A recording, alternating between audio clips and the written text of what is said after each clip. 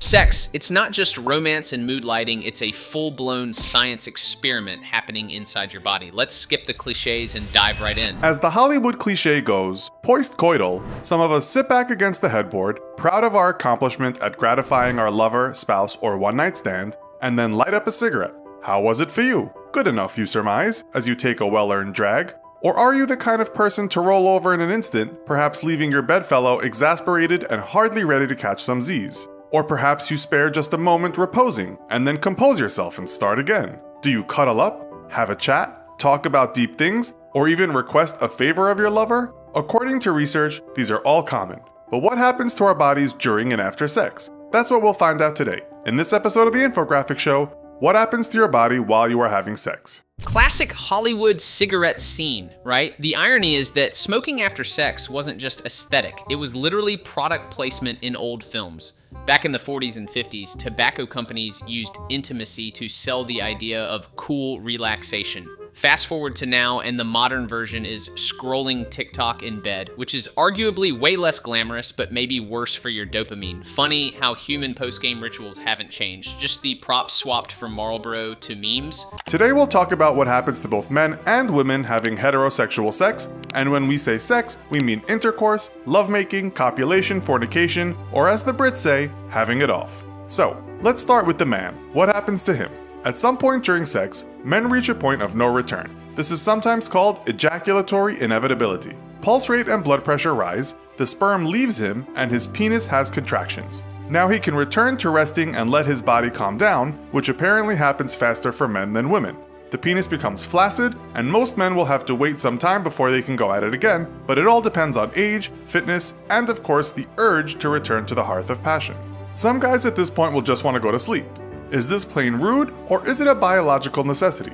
Well, listen up, disgruntled women. Science says it's natural for men to want to sleep, and for various reasons. Ejaculatory inevitability sounds less like a medical term and more like the name of a prog rock album. The whole guys instantly crashing after sex thing isn't just laziness, it's biology cashing in its chips. Oxytocin, prolactin, serotonin, basically a chemical cocktail that screams, nap time. Notwithstanding the obvious, in that it's often nighttime and tiredness might be normal, another reason is because upon reaching orgasm, men release lots of pent-up anxiety. So do women, and they might feel tired too, but it seems men sleep more after sex according to research.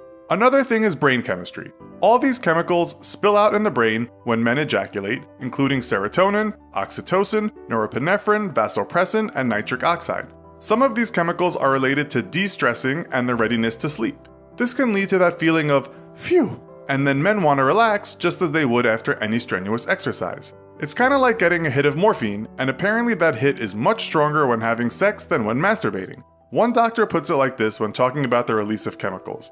They give you a very relaxed feeling, slow down your brainwaves and cerebral functioning, and make you feel pleasantly tired. But it's thought the hormone that is released called prolactin is the main reason men want to sleep. It gives you satisfaction, and the less of it you have, the more likely you will go for round 2 quicker. Really satisfied men may just turn over and start to snore. So basically, men's brains after sex are like a pharmacy just exploded serotonin, oxytocin, nitric oxide, the whole Avengers cast of chemicals.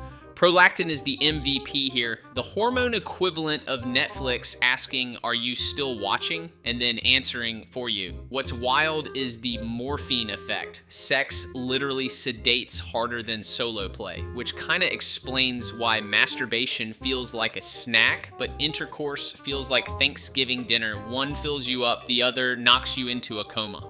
Another thing is that he might want to go for a pee. The reason? It's chemicals again. Oxytocin and prolactin affect the kidneys, and this makes him run off to the bathroom. Some experts also think it's to clean the urethra from bacteria, a kind of natural need. It might also just be because he's been holding it in during all that messing around. He then finds the pee won't come out. That is normal, because for the sperm to come out, your internal sphincter muscle clamps, and this is to close the bladder. This is to stop the semen from entering the bladder. In a recent article in Cosmopolitan magazine, it was suggested that men who want to cuddle are keepers, but it also says that men who don't might just be succumbing to their own body's demands. You might find that your penis feels a bit sore, but this is just normal after all that contracting. Don't worry, it shouldn't last long. And don't be shocked if your testicles have shrunk, because this is normal too. The whole pee won't come out thing, totally normal, because biology literally installs a temporary firewall so fluids don't go to the wrong server. Also, testicles shrinking post-game sounds alarming, but it's just them cooling off, kind of like retractable earbuds after overuse, and Cosmopolitan calling cuddlers keepers. Cute idea, but sometimes biology says, forget cuddles, we're doing plumbing maintenance first. A doctor talking to Men's Health magazine explained it like this. When you ejaculate, the cremaster muscle contracts and brings your testicles up closer to your body, giving you the perception that they're smaller. Lastly, you may get a cramp in the toe. Apparently this happens a lot, but it's just because orgasm causes stimulation in the nerves, especially S1 in the spinal column, and that nerve affects the toes. If you look at some research, it also says some men's moods change dramatically after sex, but given the release of all that tension and all those chemicals flooding out, that's not so surprising. Some men have reported feeling emotionally handicapped after a great orgasm, and that's thought to be because huge amounts of dopamine were released. It's like coming down from a drug that makes you feel happy or ecstatic. In women, the feelings can be similar, as we shall see. So, what about postcoital women? Well, women may not always orgasm. According to an article in Psychology Today, which cited a number of studies, around half of women will regularly orgasm during intercourse, about 20% of women rarely orgasm, 20% consistently orgasm, and 5% never orgasm. Women's orgasm stats are bleak, about half climax inconsistently, 20% almost never, and 5% never at all. It's like evolution rolled out the feature with zero quality control. Meanwhile, guys get plug and play, and women get some assembly required. When they do, it's different from a man's one great push to the sun, as women have what has been called rapid rhythmic contractions. This can be quite the event, and some women certainly show this in their face, sometimes looking like they've had an ecstatic experience. These shockwaves go through her genitals, her anus, her uterus, and her pelvis, and she too will have a magnificent rush of chemicals flooding through her brain. She may experience female ejaculation, which is when a milky liquid will come out of her urethra. Don't worry women, there's nothing wrong with this. But what about when a lot of liquid comes out? A neurophysiologist from Rutgers University in Newark says it's not the same milky stuff if it comes out in large amounts. In that case, she says, it is urine diluted with substances from the female prostate. Scientists are still not clear as to why some women do this and others don't, but it's certainly not harmful. So, why are women often up for a chat about tomorrow's activities or the meaning of life, while some men are already halfway to La La Land? Women's orgasms aren't the one big rocket launch like men's. It's rapid-fire contractions rippling through multiple organs, basically a seismic event. Add in a brain flood of chemicals, sometimes female ejaculation, and voila, way more variability than men get. The chatty afterglow thing, that's chemistry too. Her brain is wired for connection while his is wired for nap mode. Evolution really gave them conversation DLC while guys just got sleep patch 1.0. According to a study in the Netherlands undertaken in 2005, women are more focused than men during sex, their minds completely set to the task of reaching orgasm. This is because their amygdala and hippocampus, which regulate feelings, kind of turns off. They are at one with sex, well, at least if they are fully immersed in it. Once we've come, we return to our bodies, our consciousness recalibrates, and our emotional intelligence returns, said an article in Bustle about this phenomenon. But after sex, they switch back. And it's then they get that lovely hit of oxytocin, sometimes called the cuddle chemical. One study found that people with high levels of testosterone release less of this after sex, and men generally have high levels. Some women do too, of course, just not as much. So men, next time you turn over, blame your lack of oxytocin. And women may not experience a refractory period at all. This is the downtime men need to get ready to do it again. Note, teenagers may not need much downtime, but then again, sex doesn't always last that long for these hyper-carnal kids. Women are multi-orgasmic and they usually could just start again. But be careful there, women, because sex can be more painful for you than it can be for men. Women might cramp up in the uterus, and this is due to the cuddle drug oxytocin.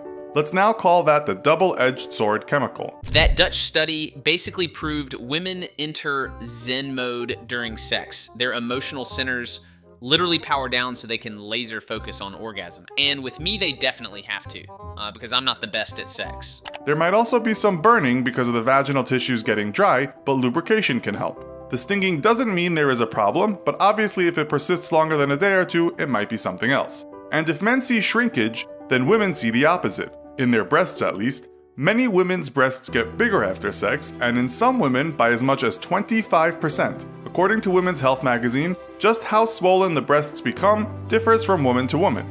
The same article also said a woman's clitoris will become very small at point of orgasm, almost disappearing. At the same time, women's nipples may become more sensitive, but this is very natural. Other reports say some women become giddy after sex, and others feel great confidence, seeing their bodies as much more attractive than before. Most reports we can find state that while some women may experience a slump after the sex, it's the men that really suffer from depression, sometimes a week long.